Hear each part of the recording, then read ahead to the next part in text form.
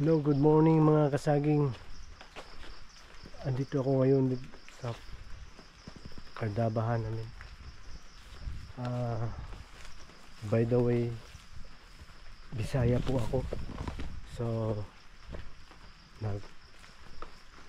try ko mag-Tagalog para maintindihan sa lahat ng mga Tagalog dyan.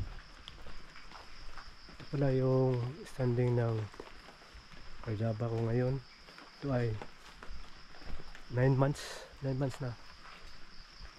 So nakita nyo na hindi pa ako naka-deliving, yung mga old na leaves hindi ko pa natanggal.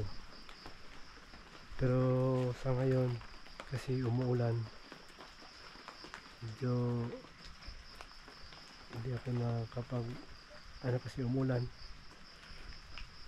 Try my best na madrift ko pag hindi na pag umuulan ng ulan. So ito na yung standing niya sa 9 months ko. Hopefully maglabas na yung puso niya by the next month, or abangan natin itong update ko. So as of now, dito lang muna tayo. Thanks.